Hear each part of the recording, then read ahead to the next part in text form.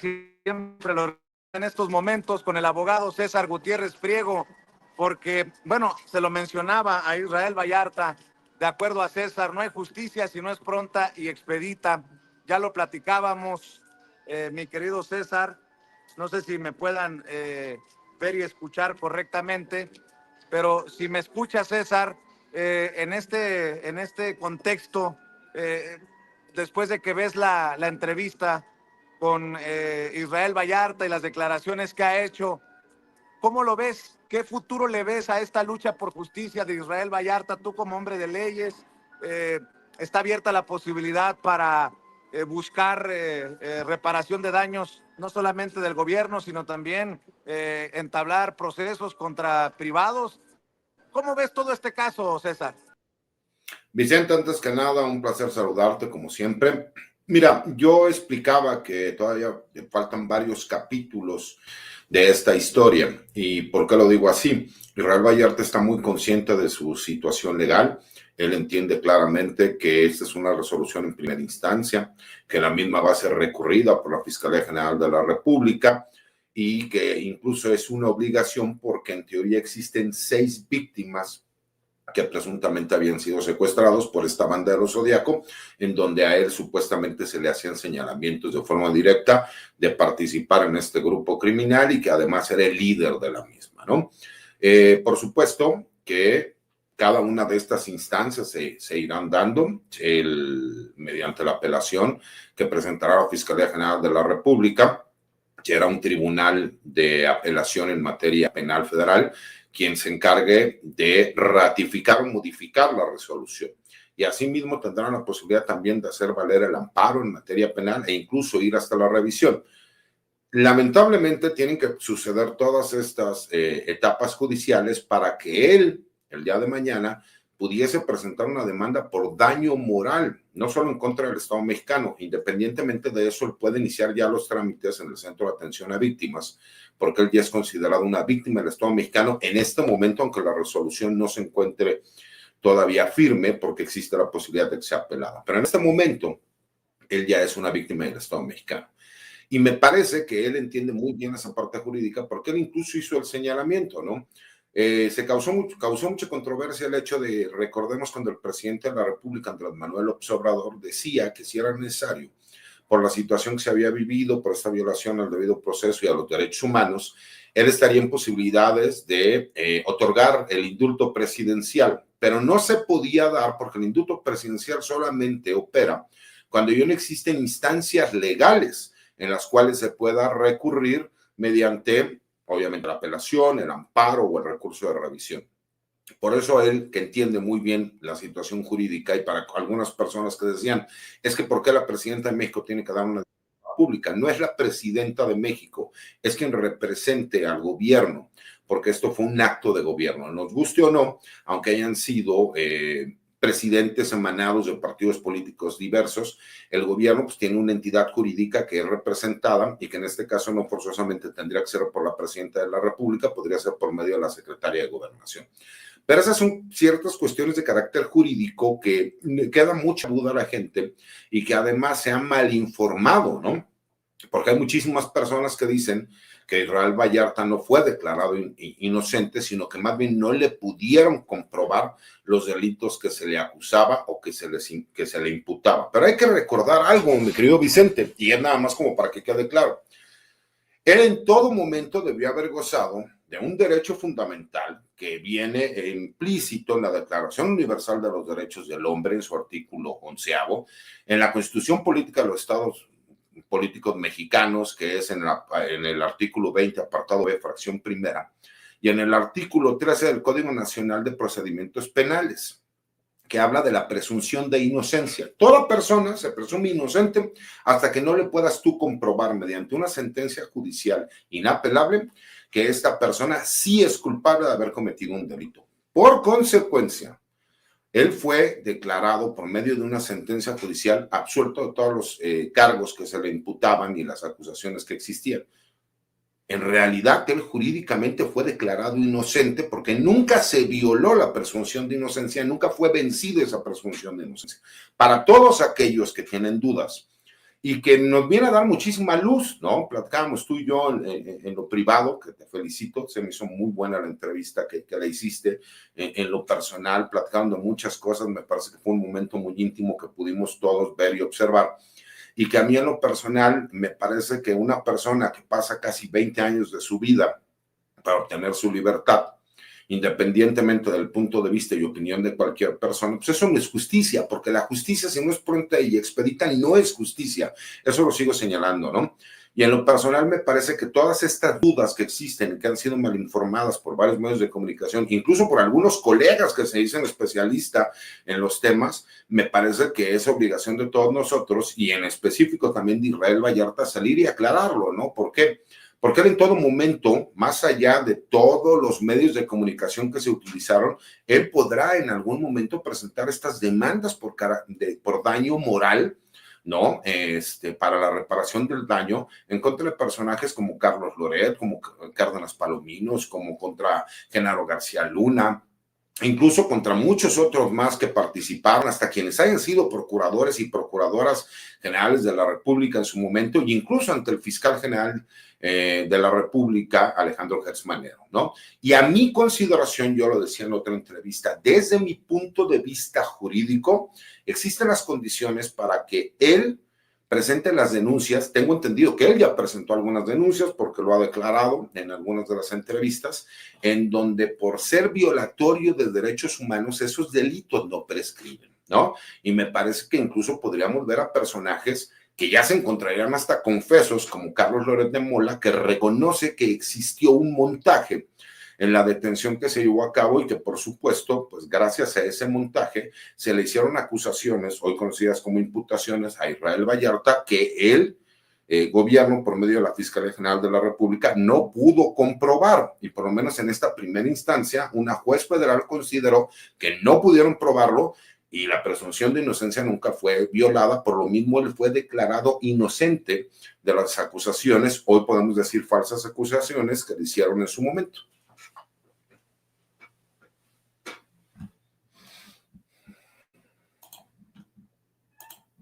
No escucho a Vicente por ahí, yo creo que a lo mejor tiene algún problema de conectividad, pero abundo un poco, ¿no? En esta parte, en donde yo hacía el señalamiento que incluso él podría demandar, quizá, ¿no? Como para moral, ¿te imaginas cuántos medios de comunicación que existen por ahí, tanto los periódicos como los videos, como todo lo demás que aseveraron hechos que hoy podemos considerar como falsos, que no se pudieron probar? Él podría ir en estas demandas por daño moral, ¿no? En contra de todos estos medios de comunicación. ¿Por qué?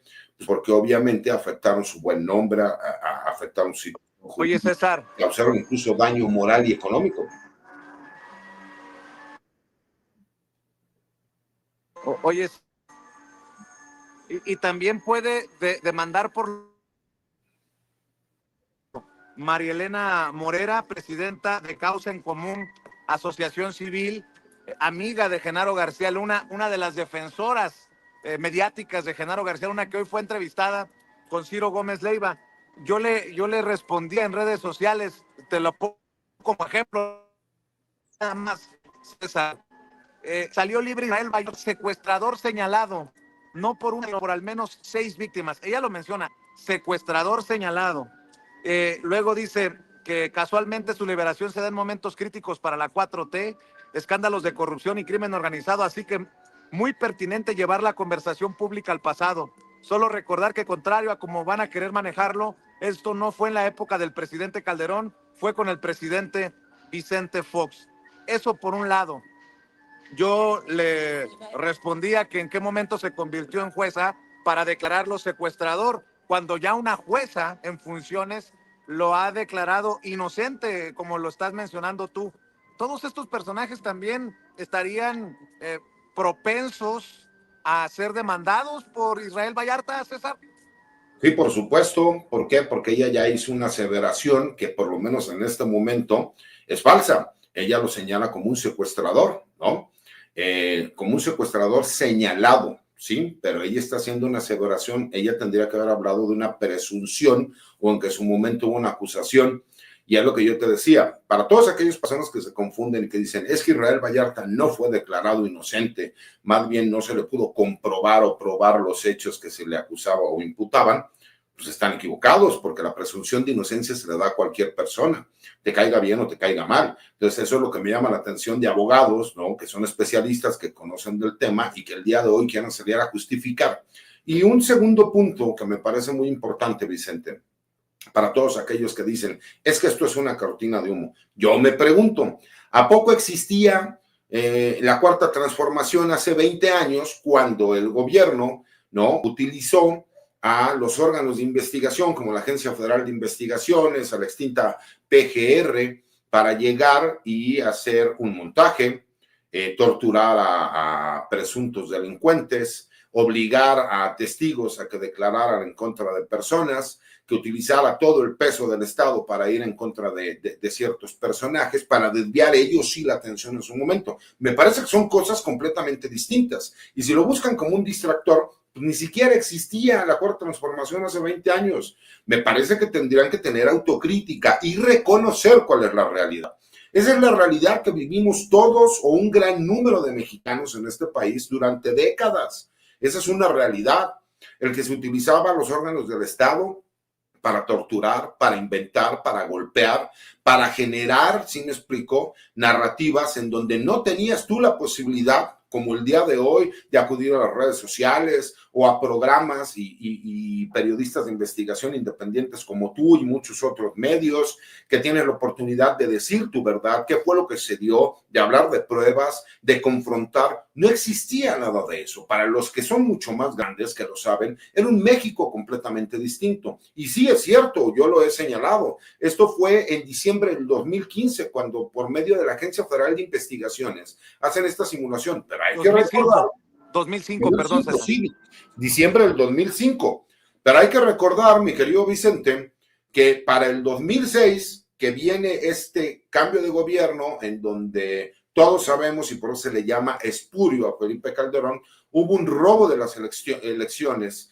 fenomenal, y que Genaro García Luna se le designa como el secretario de Seguridad Pública, con toda la fuerza y el poder del Estado, era realmente quien mandaba en este país y utilizó esa oportunidad para seguir llevando a cabo casos y presión como el de Israel Vallarta y Florence Cassés y esta supuesta banda, ¿no?, del Zodiaco. Eso es una realidad que está reconocido. Y hay otra pregunta que yo diría, ¿por qué hablan supuestamente de una cortina de humo cuando un ciudadano mexicano? Hay que recordar que Florence Cassés fue absuelta de este delito hace 12 años por ser una ciudadana francesa y por haber recibido el apoyo del gobierno de Francia, en donde incluso la Suprema Corte de Justicia de la Nación determinó que habían existido violaciones flagrantes al debido proceso y a sus derechos humanos por este montaje que se había llevado a cabo y porque se pudo demostrar mediante los protocolos de Estambul y todas las pruebas periciales técnicas que habían sido torturados. ¿Por qué un ciudadano mexicano tardó 12 años para que se pudiera emitir una resolución que lo absolviera de las falsas acusaciones que se habían dado? Entonces, me parece que esto también ellos lo están utilizando para tratar de justificar lo que hoy estamos viendo. Hoy estamos viendo que en México existió un Estado que inventaba delitos, que utilizaba la tortura de forma recurrente, que utilizaba los medios de comunicación para que esa mentira y narrativa se creara a nivel nacional. Un personaje que se hizo sumamente poderoso, como Isabel Miranda de Wallace, acordémonos que utilizaba este tipo de casos para poner de ejemplo el supuesto buen trabajo que llevaba a cabo Genaro García Luna. Y aquí existe una corresponsabilidad de Genaro García Luna de forma directa. Él es el responsable de Cárdenas Palominos, que es quien lo ejecuta y es quien incluso es señalado y visto en un video cómo golpea a Israel Vallarta. Pero también está Vicente Fox, también está Felipe Calderón, también están los procuradores y procuradoras que estuvieron en los sexenios de ellos. Incluso no se exime de responsabilidad a todos los demás expresidentes que hayan tenido que ver, porque incluso el mismo Israel Vallarta en las primeras declaraciones de cuando sale dice, no solo hace algunas semanas la Fiscalía General de la República seguía alegando que yo era culpable, sino que todavía el día de ayer presentó un recurso en contra de un beneficio que me podría haber dado a mí la oportunidad de preliberación por un amparo que se me había concedido, en donde incluso él hace el señalamiento de que el escrito lo presentan un día por la tarde, pero el acuerdo sale con fecha de ese mismo día en la mañana. Dice, ¿cómo van a saber cuál iba a ser lo que ellos iban a presentar cuando el acuse se encuentra en la tarde, pero el acuerdo se encuentra en la fecha del mismo día? ¿Eso qué te demuestra? Pues que sí hubo simulaciones, y eso no se puede permitir en estos gobiernos de la Cuarta Transformación. Entonces, no confundamos una cosa. Se acaba de demostrar con este y muchos otros casos, pero en este que estamos hablando en específico, que el gobierno en los tiempos de Carlos Salinas de Gortari, de Ernesto Zedillo, de Vicente Fox, de Felipe Calderón, lo que hicieron fue simular investigaciones para personas inocentes, porque hoy lo podemos decir, él fue declarado inocente, nunca se vulneró la presunción de inocencia porque no fue vencida mediante una sentencia judicial, y que por la tortura, por el linchamiento público en los medios de comunicación, por las narrativas que se crearon, todo el mundo lo condenó de facto cuando no existe ninguna resolución. Eso me parece que es lo importante, y eso me parece que es lo que tiene que entender la gente, y que utilicen a personajes para salir a acusar, señalar, mientras no hablen de presuntamente o desde mi punto de vista y hagan aseveraciones. Por supuesto que Israel Vallarta puede presentar estas demandas por daño moral en cuanto a la reparación del daño, y más cuando ya existe esta resolución. Oye, César, y para la sociedad de la que todos formamos parte, una pregunta, cabrón, ¿no? ¿Hay más Israel Vallartas en la cárcel? ¿Hay más casos como este? Me quiero imaginar que sí. Y nos corresponde a todos pues, seguirle escarbando hasta que no exista otro Israel Vallarta. ¿Qué haces tú? Mira, Vicente, yo creo que es nada más cuestión de que le rascáramos tantito, y te podría demostrar que hay cientos de casos medianamente parecidos al de Israel Vallarta, en donde hubo torturas, donde hubo fabricación de culpables, donde hubo fabricación de pruebas, donde los medios de comunicación se prestaron para estos ataques, ¿no?, masivos en contra de personajes. A mí en lo personal, por mi historia personal de vida, me tocó vivirlo, y me da mucho gusto ver que una persona que luchó, que no se venció, que haya obtenido su libertad. Insisto, justicia que no es pronta y expedita no es justicia. Él mismo hace el señalamiento. Todos aquellos que salen a decir, es que en vez de que se vaya en contra de las autoridades, ¿por qué se va en contra de Carlos Loret de Mola? Pues porque él lo ha hecho los señalamientos. Quien se presta para este montaje, que lo hace completamente mediático y que la gente empieza a odiarlo de forma sistemática, pues fue Carlos Loret de Mola y Televisa. Por lo mismo, también puede existir una demanda en contra de Televisa por daño moral, porque ellos son los que magnifican el hecho a nivel nacional e internacional. Incluso, pues aquí tendría que ver con los alcances que tuvo la noticia, la mala reputación, el daño moral que le dio. O sea, hay un sinnúmero de cuestiones técnicas que se tendrían que hacer valer, pero que él podría hacerlo. Y es una realidad, que eso nadie lo puede cambiar. El día de hoy el tema es Israel Vallarta, les guste o no les guste, y les guste o no les guste, como nunca pudieron probar que él era culpable, la presunción de inocencia siempre estuvo a su favor, les guste o no les guste. Por lo mismo él fue declarado inocente. Entonces, cuando ves que una persona inocente estuvo 20 años o cerca de 20 años en la cárcel porque un gobierno utilizó las herramientas del Estado, torturó, inventó, manipuló, pues obviamente tenemos que castigar a ese gobierno y a esas personas que participaron en ese gobierno en su momento, y que siguen siendo muchos de ellos personas poderosas, importantes, pero me parece que es el ejemplo más claro de lo que queremos que desaparezca, mi querido Vicente. No podemos seguir viviendo este tipo de cosas. Me parece que valdría la pena que incluso el gobierno de México creara una comisión para revisar cientos de casos que son, haz de cuenta, los mismos que el de Israel Vallarta o muy parecidos, porque cada caso tiene una característica especial, en donde siempre se utilizó la violencia, ¿no?, y la tortura para incriminar a personas que eran inocentes, y los verdaderos culpables quedaran en libertad.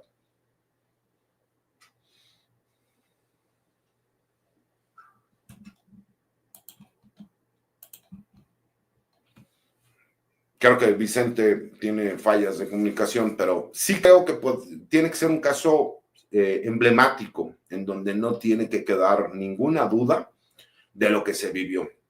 Porque además, ¿no? Me parece que hay muchas dudas que valdría la pena y que no me ha tocado, ¿no? Que alguien le haga la pregunta directa como para entender, ¿no? Qué es lo que sucedió realmente, porque hay que recordar que en el sexenio del expresidente Andrés Manuel López Obrador, el presidente tuvo la intención de que se pudiera resolver el asunto de Israel Vallarta, y que incluso yo, dentro de las propuestas que hice en su momento cuando era candidato a ministro de la Corte, dije que sería revisar de forma directa casos emblemáticos como el de Israel Vallarta.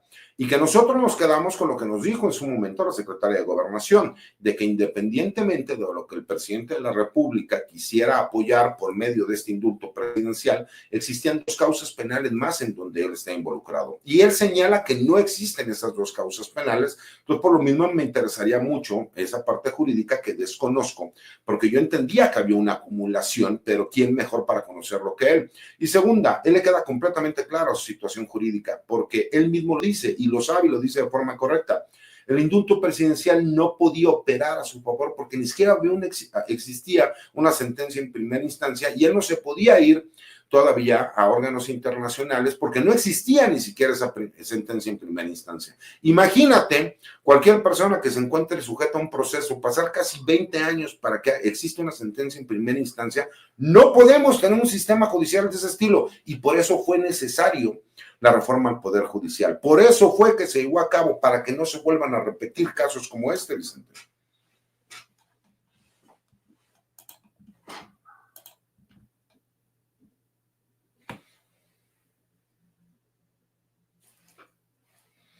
No escucho por allá, Vicente, pero me parece que tiene problemas de conectividad. Pero sí, en lo personal, a mí en lo personal me da gusto ver que él pueda salir, que pueda expresarse, que pueda hablar, que tenga la oportunidad de explicar muchas de las dudas que existen, porque si yo, que soy abogado, hay cuestiones de carácter jurídico que desconocía, porque solamente nosotros nos basamos en la información oficial que se daba.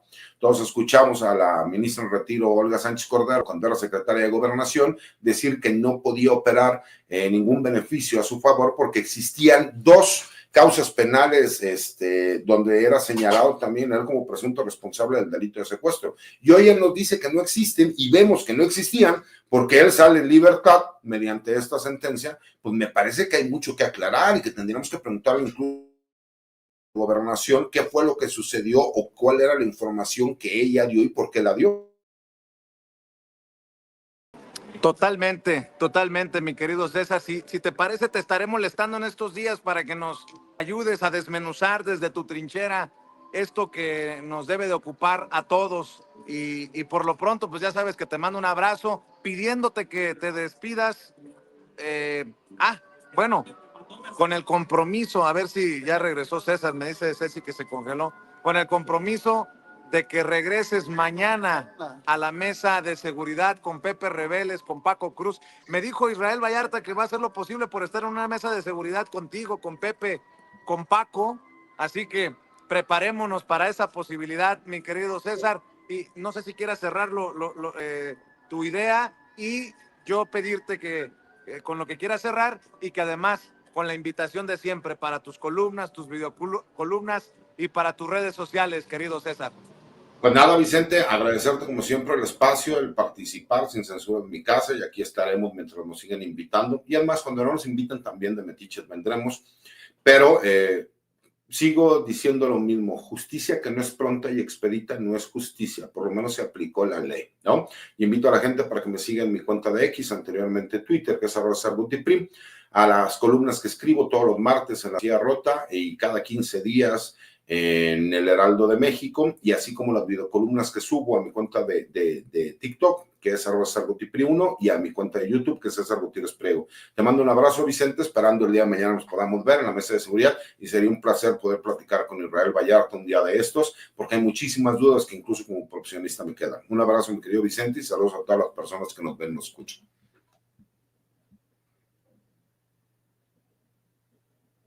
Un abrazo al abogado César Gutiérrez Priego.